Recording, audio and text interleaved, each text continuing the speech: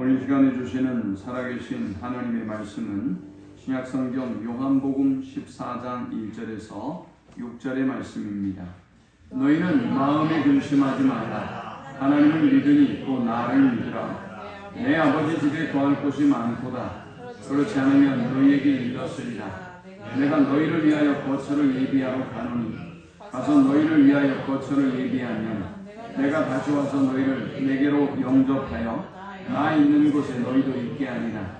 내가 어디로 가든지 그 길을 너희가 아느니라. 도마가 이르되 주여 주께서 어디로 가시는지 우리가 알지 못하거늘 그 길을 어찌 알겠사옵나이까. 예수께서 이르시되 내가 곧 길이요 진리요 생명이니 나로 말미암지 않고는 아버지께로 올 자가 없느니라. 아멘.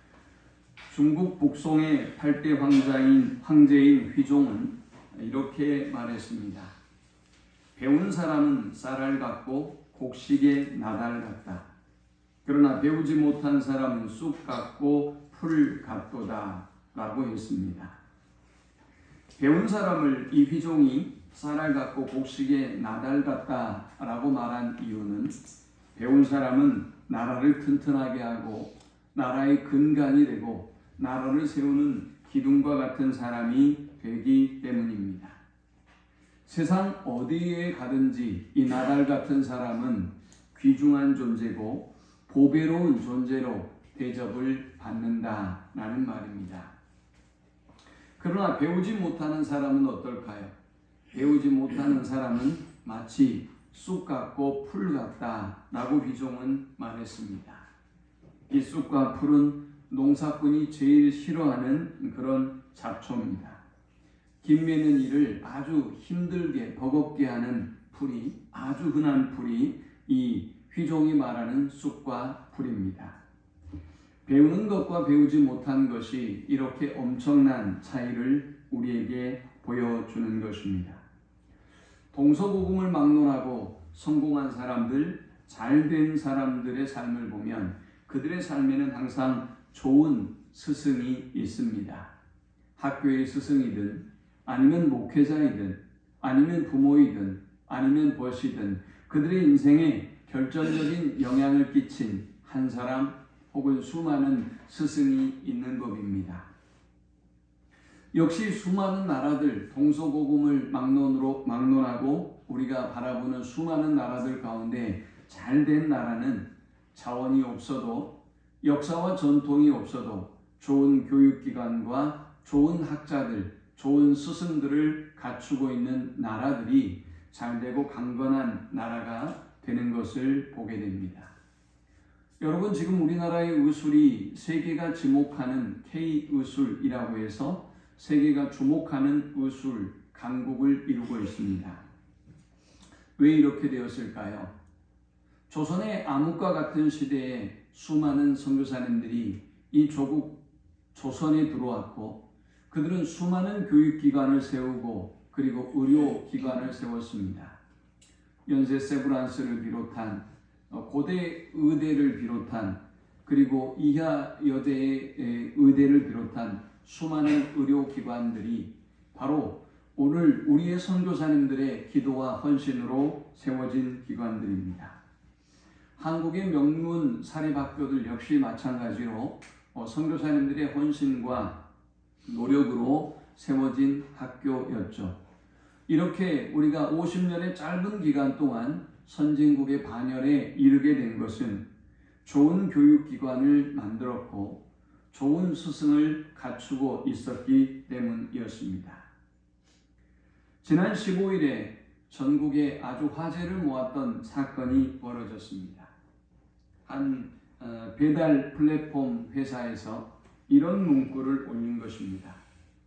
스쿨푸드를 사주면 스승이라 부를게. 그냥 스승이 아니라 음식을 사주면 그 어떤 브랜드의 음식을 사주면 스승이라고 부르겠다라고 카피를 쓴 것입니다. 난리가 났습니다. 이건 스승을 놀리는 일이다. 존경을 바라는 것도 아니고 사랑을 바라는 것도 아닌데 이렇게 조롱거리가 되는 이런 꼴이 도대체 무슨 일이냐, 전국의 모든 교사들이 들끓고 일어났습니다. 또 교권 지킴이 팀에서 또 하나의 아픔을 토로한 문구가 있는데요. 이런 문구였습니다. 한 피자 회사에서 샘 피자 사주세요. 요즘 청년 피자 신메뉴. 이런 문구를 썼습니다. 샘은 선생님을 말해요. 선생님, 이런 피자 사주세요. 요즘 새롭게 뜨는 이 피자 말입니다. 라고 글귀를 쓴 겁니다. 교권 지킴이들은 난리가 났습니다. 스승의 날, 이건 정말 너무한 것 아니냐.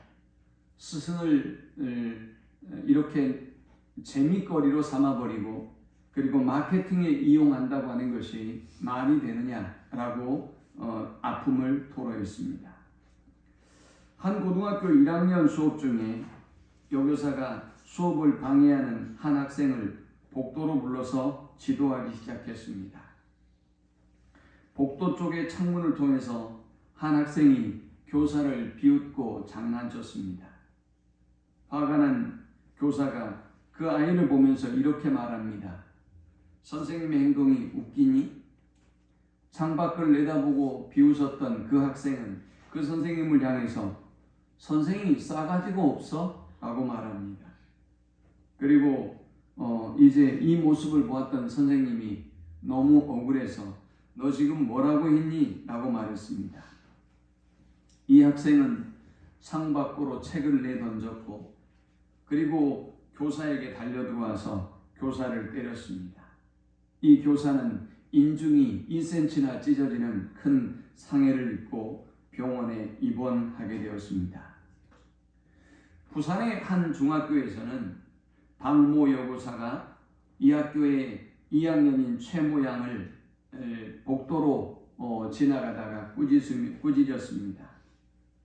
이 학생이 너무 복장이 교복을 너무 불량하게 입고 다녀서 이 학생의 손을 잡고 너 복장 지도를 좀 해야 되겠다 라고 교무실로 끌고 가는 와중에 이 여자아이가 선생님의 손을 뿌리치고 선생님의 뺨을 때렸습니다.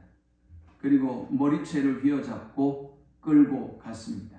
이 선생님은 그 순간 의식을 잃어버리고 말았습니다. 여러분, 지금 우리는 스승을 잃어버린 시대를 살아가고 있습니다. 아니, 스승을 거부하는 시대를 살고 있다고 보면 될 것입니다. 스승을 거부하고 이제는 인공지능인 AI가 그 자리를 대신하고 있습니다. 스승을 잃어버린다는 것은 어떤 의미를 가질까요? 사도행전 4장 12절에는 우리에게 분명하게 하나님이 말씀합니다. 다른 이로서는 구원을 받을 수 없나니 천하 사람 중에 구원을 받을 만한 다른 이름을 우리에게 주신 일이 없음이라 하였더라. 기독교는 절대의 진리를 선언하는 종교입니다. 기독교는 다른 복음이 없습니다. 다른 신이 없습니다. 다른 방법도 없습니다. 그러므로 오늘 절대 진리를 주장하고 절대 진리를 가리키는 기독교는 세상의 모든 종교들 가운데서 가장 증오의 대상이 되고 혐오의 대상이 될 수밖에 없습니다. 스승을 거절하고 진리를 거절하는 포스트 모던 시대를 살아가고 있는 우리들에게 기독교는 이제 비웃음거리 그리고 손가락질을 당하는 그런 종교가 되고 있는 것입니다. 오늘 주님은 우리에게 분명히 말씀하셨습니다. 내가 곧 길이요 진리요 생명이니 나로 말미암지 않고는 아버지께로 올 자가 없느니라. 그런데 지금 우리가 살고 있는 현대인들, 우리가 살고 있는 이 시대에는 우리는 많은 것을 잃어버리고 살아가고 있습니다. 사실 많은 것을 얻고 있는 것 같은데, 여러분이 가지고 있는 것이 많은 것 같은데 우리는 오히려 많은 것을 잃어버리고 있습니다. 무엇을 잃어버렸을까요? 우리는 먼저 길을 잃어버렸습니다. 이 길은 인생의 목적을 의미하고 방향을 의미합니다. 저와 여러분이 좋은 백을 들고 그리고 많은 먹을 것을 여러분이 피크닉을 위하여 싸가지고 간다 할지라도, 그리고 저와 여러분이 아주 좋은 차를 타고 그 길로 행하고 있다 할지라도 그 길이 잘못된 길이라면, 그 길이 잘못 들어선 길이라고 한다면 우리는 인생을 헛되이 살고 있는 것입니다. 더욱이 여러분, 저와 여러분의 인생의 길은 두 번 갈 수 있는 길이 아닙니다. 오늘 어떤 성도님이 카페를 오픈합니다. 이 카페를 오픈하면서 정말 많은 곳을 가보고 정말 많은 분들한테 조언을 듣고 배우곤 했습니다. 그러나 여전히 목회자인 저는 그 과정을 바라보며 걱정과 염려가 많습니다. 적절한 규모에 가서 벤치마킹을 한 것인가? 대상은 아니면 상권은 비슷한 곳에 가서 배운 것인가? 그리고 어떤 사람의 조언을 듣고 어떤 메뉴를 준비하고 있는가? 여러 가지 걱정이 많이 될 수밖에 없습니다. 여러분, 길을 행한다고 잘하는 것이 아닙니다. 이 길이 바른가 바르지 않는가가 중요한 것입니다. 사업, 카페 10번도 폐업했다 창업할 수 있을 것입니다. 그러나 중요한 것은 저와 여러분이 걸어가고 있는 인생의 길입니다. 이 인생의 길은 두 번 돌이킬 수가 없습니다. 저와 여러분이 한 번 가버린 그 길은 다시 돌이킬 수가 없는 과거의 길이기 때문에, 그리고 지금 들어서서 걷고 있는 이 길은 돌이킬 수 없는 길이기 때문에 우리의 길이 중요한 것입니다. 저와 여러분의 인생의 길이 바른 목적과 바른 방향을 향하여 가고 있느냐가 얼마나 중요한지 모릅니다. 저와 여러분이 잃어버린 것 또 무엇이 있을까요? 저와 여러분은 진리를 잃어버리고 살아갑니다. 이 진리란 무엇일까요? 한마디로 이야기해보면 빛이라고 말할 수 있을 것입니다. 길이 있어도 그 길을 볼 수 없다면 의미가 없는 것이죠. 진리는, 빛은 저와 여러분을 하여금 그 길을 보게 만들어줍니다. 그 길이 어떤 길인지, 그리고 어떻게 가야 바르게 갈 수 있는지 그 길을 조명하고 비춰주는 것이 바로 진리인 것입니다. 오늘 많은 사람들은 진리를 잃어버리고 살아가고 있습니다. 우리 주님의 말씀이 진리임에도 불구하고 사람들은 진리의 말씀을 버렸습니다. 성령이 주시는 음성, 성령이 주시는 말씀만이 진리임에도 불구하고 오늘 수많은 사람들은 스승을 버리고 진리를 버린 것처럼 우리 주님을 버리고 성령을 버리고 말씀을 버렸습니다.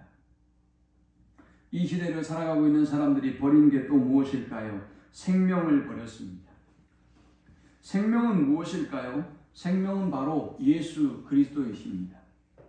생명은 우리가 움직이고 행할 수 있게 하는 힘의 근원입니다. 여러분, 길이 있고 또 빛이 있고 진리가 있다 할지라도 그 길을 행할 수 있는 의지와 그리고 열정과 힘이 없다면 아무런 의미가 없을 것입니다. 그런데 예수 그리스도는 우리에게 생명이 됩니다. 예수 그리스도는 우리에게 힘이 됩니다. 근원적인 힘이 되는 것입니다. 가난해도 헐벗어도 우리가 어떤 힘들고 어려운 일이 있어도 예수 그리스도는 우리의 내면에 기쁨과 생명을 주시고 움직일 수 있는, 그리고 길을 행할 수 있는 의지와 힘을 주는 것입니다. 이 시대를 살아가는 사람들 보십시오. 돈은 많은데 삶의 의지가 꺼져버린 사람들이 있어요. 성공은 했는데 뭔가를 누리고는 있는데 삶의 의지와 열정이 꺼져버린 사람들이 있어요. 얼마나 불쌍합니까? 할 일도 없고요. 갈 데도 없고요. 만날 만한 사람도 없어요. 삶의 의지가 꺼져버린 것이죠. 그 영혼들처럼 불쌍한 사람이 있겠습니까? 그런데 놀랍게도 예수 그리스도를 마음의 중심에 모시고 살아가는 사람들에게는 항상 기쁨이 있습니다. 은혜가 넘칩니다. 감사가 넘칩니다. 항상 열정이 있고 뭔가 할 일을 가지고 있습니다. 우리는 지금 이렇게 많은 것을 얻어 누리고 있는 것 같지만 우리는 많은 것을 잃어버리고 살아가고 있습니다. 길을 잃고 방황합니다. 진리를 잃어버리고 어느 것이 진리인지 헤매이고 있습니다. 생명의 능력을, 힘의 근원을 잃어버리고 우리는 방황하며 살아가고 있습니다.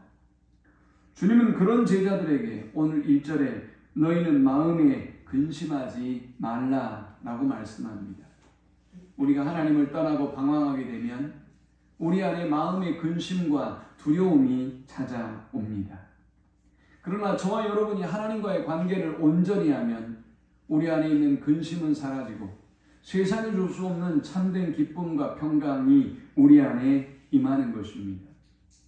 주님은 우리에게 근심하지 말라라고 말씀하시면서 두 가지를 말씀하셨습니다. 먼저 첫 번째, 너희는 마음에 근심하지 말라. 하나님을 믿으니 또 나를 믿으라 라고 말씀하셨습니다. 여러분, 왜 우리가 불안할까요? 왜 우리가 근심하며 두려움에 빠지는 것일까요? 믿음이 없기 때문입니다. 어떤 믿음 말입니까? 하나님에 대한 믿음이 없기 때문입니다. 하나님을 온전히 신뢰하지 못하기 때문에, 하나님을 온전히 믿지 못하기 때문에 우리 안에 불안과 두려움과 근심이 있는 것입니다. 저는 지금까지 살아오면서 제 몸에 칼을 대본 적이 없습니다. 유일하게 수술을 한 것이 눈을 수술한 거예요. 시력이 점점 더 떨어지고 자꾸 눈이 시려워서 도저히 설교할 수가 없는 상태가 되었습니다. 병원에 갔더니 수술을 해야 된다고 하더라고요. 그래서 제가 눈 수술을 했어요. 제가 가장 하기 싫은 수술이 뭘까라고 늘 생각해 오던 것이 바로 눈 수술이에요. 어떻게 눈에 칼을 댈 수 있겠나? 어떻게 눈 수술을 할 수 있겠나? 이거 잘못하면 큰일 나지 않겠나? 그런 불안과 두려움이 누구든지 있죠. 그런데 수술을 돕는 분들, 또 의사 선생님이 제 마음을 평안하게 해주고, 그리고 그분에 대한 믿음으로 수술을 하게 되었어요. 누군가를 믿지 못하면 우리는 근심하며 불안과 두려움에 떨게 되는 것입니다. 그러나 그 누군가를 믿는다면 우리는 모든 염려와 불안함을 온전히 그분께 맡기고 담대하게 그 상황에, 그 위기에 대처할 수 있는 것입니다. 주님은 불안과 두려움에 떨고 있는 제자들에게 말씀하셨습니다. 하나님을 믿으니 또 나를 믿으라. 저와 여러분이 오늘 지금 현재 불안과 염려와 걱정 가운데 떨고 있는 이유는 하나님을 믿지 못하고 있기 때문입니다. 하나님을 온전히 신뢰함으로 모든 근심과 불안과 두려움을 온전히 하나님께 맡겨버리는 우리 모두가 될 수 있기를 축원합니다. 두 번째, 마음에 근심하지 말라라고 주님이 말씀하시면서 주시는 말씀은 2절에 내 아버지 집에 거할 곳이 많도다라고 주님이 말씀하셨습니다. 내 아버지 집에 거할 것이 많도다. 그렇지 않으면 너희에게 일렀으리라. 내가 너희를 위하여 거처를 예비하러 가노니 가서 너희를 위하여 거처를 예비하면 내가 다시 와서 너희를 내게로 영접하여 나 있는 곳에 너희도 있게 하리라. 언젠가 화성에 있는 본가에 제가 갔는데 아버님이 저에게 이렇게 말씀하시더라고요. 어디 좋은 요양원이 있는지 좀 알아봐라. 저한테 그러세요. 제가 깜짝 놀랐습니다. 우리 아버님이 지금 요양원에 가실 만한 건강의 상태도 아니고요. 그럴 상황도 아니에요. 그런데 아버님은 이제 앞으로 닥칠 많은 것들을 생각해 보면서 이제 좋은 요양원을 알아봐야 되겠다라는 생각이 드셨던 것 같아요. 그래서 제가 아버님께 말씀드렸습니다. 아버님 아무 걱정하지 마세요. 제가 요양원 잘 아는 곳이 있고요. 그리고 언제든지 쉽게 뵐 수 있는 곳에 제가 모실 테니 아무런 걱정하지 마시고 잘 드시고 운동 열심히 하시고 사세요. 그랬어요. 이번에 어버이날을 지나고 제가 일정이 바빠서 전화도 못 드리다가 9일날 처음 전화를 드렸습니다. 그리고 제가 못 가서 죄송합니다 라고 말씀을 드리고 지난 월요일에 제가 방송국에 일정이 있어서 방송을 하러 갔다가 이제 부모님 댁에 들렸다 왔습니다. 부모님 댁에 들렸는데 아버님이 이번엔 저에게 이렇게 말씀하시는 거예요. 내가 집을 사야 될 것 같다.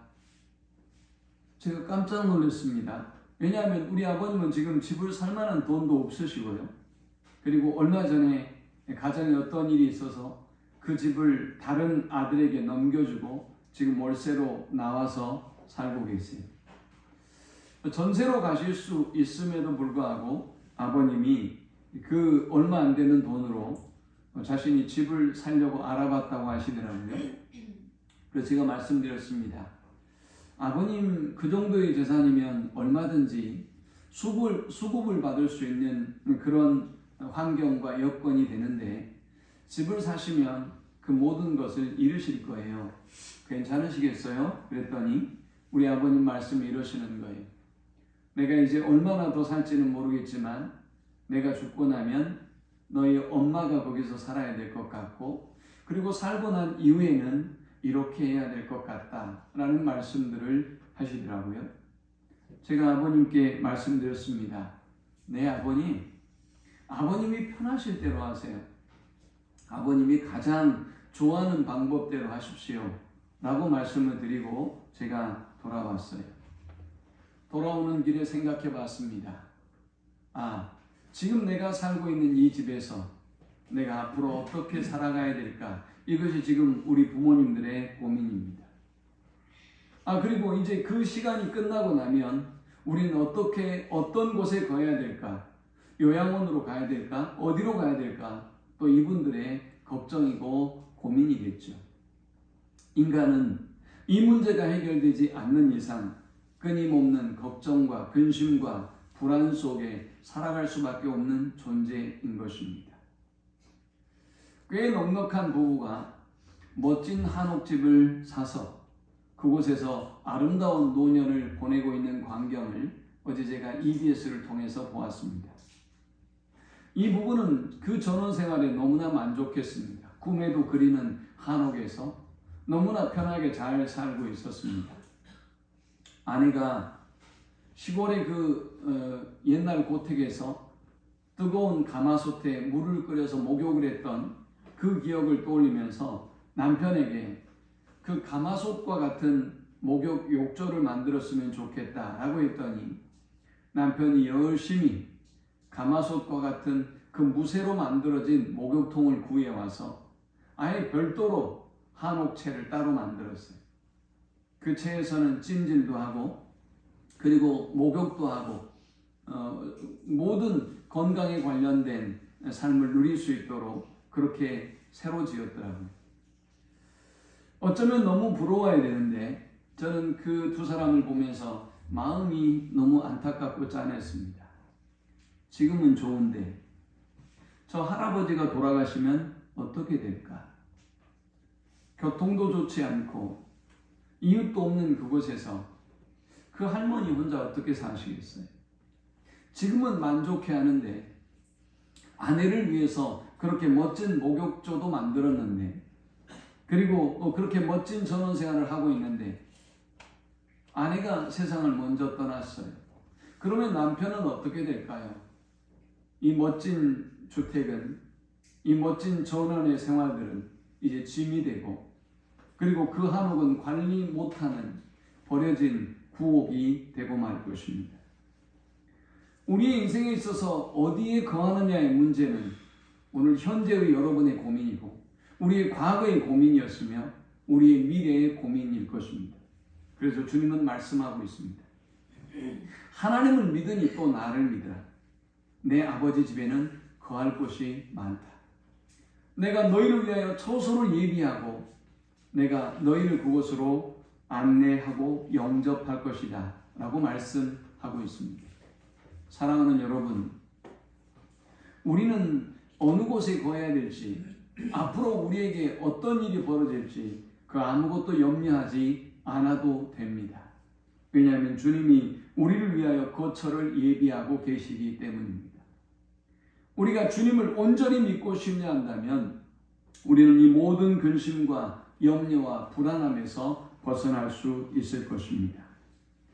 주님은 우리에게 근심하지 말라라고 말씀하시면서 12절에 이렇게 말씀합니다. 내가 진실로 진실로 너희에게 이르노니 나를 믿는 자는 내가 하는 일을 그도 할 것이요 또한 그보다 큰 일도 하리니. 아멘. 하나님을 온전히 믿는 사람은 예수 그리스도께서 이 땅에 행하신 그 일을 할 수 있을 뿐만이 아니라 그보다 더 큰 일도 할 수 있다라고 주님이 말씀하고 있습니다. 그러므로 사랑하는 여러분, 오늘 저와 여러분이 서 있는 현재의 위치 자리에서 아무것도 염려하지 마십시오. 우리의 힘과 능력이 아니라 그의 힘과 능력으로, 그분을 믿기만 하면 주시는 그의 힘과 능력으로 우리는 주님이 하셨던 그 일을 할 수 있고 그보다 더 위대한 일을 할 수 있기 때문에 우리는 조금도 염려하거나 불안할 필요가 없는 것입니다. 주님은 우리가 염려하지 말고 불안해하지 말아야 될 이유를 또 말씀하기를 16절에 내가 아버지께 구하겠으니 그가 또 다른 보혜사를 너희에게 주사 영원토록 너희와 함께 있게 하리니 그는 진리의 영이라. 세상은 능히 그를 받지 못하나니 이는 그를 보지도 못하고 알지도 못하니라. 그러나 너희는 그를 아나니 그는 너희와 함께 거하시며 또 너희 속에 계시겠습니다 라고 말씀합니다. 보혜사 성령이라는 이 단어는 16절에 성경에 유일하게 딱 한 번 등장하는 단어입니다. 이 보혜사 성령이라는 단어는 파라클레이토스라는 말입니다. 파라클레이토스라는 말이 어떤 의미인가 하면 바로 여러분의 곁에서 여러분을 돕는 자이다 라는 말씀입니다. 오늘 우리가 근심하거나 불안하거나 두려워하지 말아야 될 이유가 바로 여기에 있습니다. 성령께서 저와 여러분의 곁에서 저와 여러분을 돕고 계시기 때문에 아무것도 염려할 필요가 없는 것입니다. 제가 돕고 있는 한 법인에서 어떤 병원과 MOU를 맺었습니다. 소방재난본부와 연결된 병원인데요. 거기에서 운영하는 병원인데요. 피부과래요. 이사장과 함께 제가 이제 그 자리에 참여하게 됐습니다. 저는 피부과가 뭐 하는 곳인지도 모르고요. 가보지를 않아서 우리 딸에게 물었어요. 지원아, 피부과가 뭐 하는 곳이냐? 물었습니다. 그때 우리 딸이 냅다 하는 말이 아빠 왜요? 그래요? 내일 내가 피부과에 갈 일이 있는데 뭐 하는 데인지 몰라서 그랬더니 우리 딸이 있다는 말이 그러면 나도 갈게요 그러는 거예요. 그래서 제가 물었어요. 네가 거기를 왜 가? 그랬어요. 그랬더니 나 거기서 전 빼게요 그러는 거예요. 그래서 우리 딸이 같이 가게 됐습니다. 우리 딸을 이사장도 알고요. 그 소방재난본부의 이사장도 알아요. 우리 딸이 오는 거 되게 이제 좋아하고 기뻐하더라고요. 그냥 묻더라고요. 넌 근데 왜 왔냐? 이렇게 물으니까 우리 딸이 이렇게 얘기하더라고요. 우리 아빠가 용돈은 안 주시는데요. 점은 빼줄 거 아니에요. 그래서 아빠랑 같이 왔어요. 그러는 겁니다. 우리가 MOU를 맺는 그 시간에 딸이 진료를 받고 상담을 하고 원래 빼려고 했던 게 있었던 것 같은데 얼굴에 여러 곳을 레이저로 시술하고 나왔더라고요. 우리 딸은 그냥 아빠를 믿고 온 것이죠. 그리고 모든 비용을 무료로 거기서 다 해준 거예요. 누군가 곁에, 여러분의 곁에서 여러분과 함께 여러분을 위해 일하고 여러분을 위하여 돕는 존재가 있다고 한다면 우리는 든든하게 세상을 살아갈 수 있을 것입니다. 우리 주님이 여러분과 함께 하십니다. 우리 성령 하나님께서 저와 여러분의 인생 가운데 함께 하십니다. 그러므로 어떤 불안함도 염려도 근심도 온전히 하나님께 맡기고 믿음으로 승리하는 주의 백성들이 될 수 있기를 축원합니다. 요한일서 2장 27절에는 말씀합니다. 너희는 주께 받은 바 기름 부음이 너희 안에 거하나니 아무도 너희를 가르칠 필요가 없고 오직 그의 기름 부음이 모든 것을 너희에게 가르치며 또 참되고 거짓이 없으니 너희를 가르치신 그대로 주 안에 거하라. 주님은 우리와 함께 하시고 우리 안에 거하셔서 우리를 진리로 가르쳐 주시고 진리로 인도해 주시는 영입니다. 그러므로 우리는 어떤 것도 염려하거나 걱정할 필요가 없는 것입니다. 26절에 보혜사 곧 아버지께서 내 이름으로 보내실 성령 그가 너희에게 모든 것을 가르치고 내가 너희에게 말한 모든 것을 생각나게 하리라 했습니다. 우리가 이 불확실한 세상 가운데서 근심하거나 염려하지 않을 수 있는 이유는 성령께서 우리를 진리로 인도하시고 성령께서 우리를 가르쳐 주시고 생각나게 해주시기 때문에 우리가 그 어떤 상황에도 그 어떤 문제 가운데도 결코 걱정하거나 염려할 필요가 없는 것입니다. 사랑하는 여러분, 성령께서 가르쳐 주실 것입니다. 성령께서 인도해 주실 것입니다. 그러므로 오늘 제자들은 주님을 떠나보내고 어떻게 우리가 살아가야 됩니까? 라는 불안과 염려 속에 떨고 있지만 주님은 그들에게 성령을 약속하셨고 보혜사 성령이 그들을 진리로 가르쳐 주시고 인도해 주실 것을 믿고 근심하지 말고 담대할 것을 부탁하고 있는 것입니다. 우리가 왜 불안하거나 염려하지 말아야 하는 것일까요? 성령께서 우리에게 평안을 주시기 때문입니다. 27절에 평안을 너희에게 끼치노니 곧 나의 평안을 너희에게 주노라. 내가 너희에게 주는 것은 세상이 주는 것과 같이 아니하니라. 너희는 마음에 근심하지도 말고 두려워하지도 말라 라고 주님이 말씀하셨습니다. 여러분, 이 평안은 돈을 주고 살 수 있는 게 아닙니다. 만일 돈을 주고 이 평안을 살 수 있다고 한다면 돈 많은 부자들이 왜 불안하겠습니까? 왜 잠 못 이루겠습니까? 왜 정신병원에 드나들겠습니까? 왜 마약으로 그들의 불안함을 달래려고 하겠습니까? 결코 세상의 물질로는 세상의 방법으로는 이 평안을 살 수가 없습니다.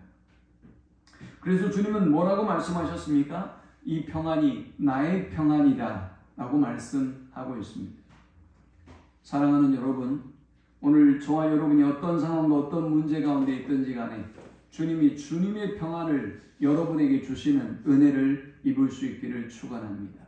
돈 주고 사는 편안함이 아니라 여러분의 성공으로 바꿀 수 있는 편안함과 안락함이 아니라 가난하고 힘들어도 병들고 아파도 그리고 여러분이 배우지 못하고 연약한 상황 가운데도 하나님이 주시는 그 평안함으로 충만한 삶을 살아가는 우리 모두가 될 수 있기를 축원합니다. 이 평안에 대해서 주님이 뭐라고 말씀하셨죠? 곧 나의 평안을 너희에게 주노라 라고 하셨습니다. 여러분, 이 평안은 하나님이 주시는 것입니다. 여러분이 돈 주고 바꿀 수 있는 게 아닙니다. 여러분의 노력으로 성취할 수 있는 것이 아니에요. 하나님이 주실 때 우리는 이 평안함을 누릴 수 있는 것입니다. 하나님이 하나님의 평안을 저와 여러분에게 주심으로 어떤 근심과 염려도 이기고 믿음으로 승리할 수 있는 우리 모두가 될 수 있기를 축원합니다. 왜 또 우리가 근심하지 아니하고 두려워할 수 있을까요? 성령이 우리의 변호사가 되어주시기 때문에 우리는 두려워하거나 염려할 필요가 없습니다. 마태복음 10장 18절에서 20절에는 이렇게 말씀합니다. 또 너희가 나를 인하여 총독들과 임금들 앞에 끌려가니니 이는 저희와 이방인들에게 증거가 되게 하려 하십니다. 너희를 넘겨줄 때 어떻게 또는 무엇을 말할까 염려치 말라. 그때 무슨 말할 것을 주시리니 말하는 이는 너희가 아니라 너희 속에 말씀하시는 자 곧 너희 아버지의 성령이시니라 라고 했습니다. 여러분, 우리가 살아가면서 뜻하지 않는 소송에 휘말릴 때가 있습니다. 그런데 부자들 보면 소송에 휘말려도 큰 문제가 되지 않죠. 왜냐하면 좋은 로펌에서 많은 돈을 주고 훌륭한 변호사를 사기 때문에 그래서 그 모든 소송에서 쉽게 승소하는 것을 보게 됩니다. 그런데 우리 주님이 우리에게 지금 약속하고 있습니다.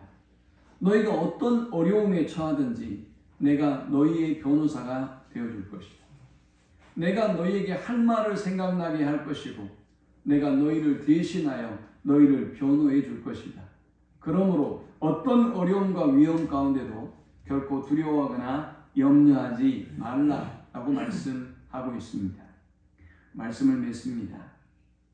이 시대는 스승이 없는 시대를 살아갑니다.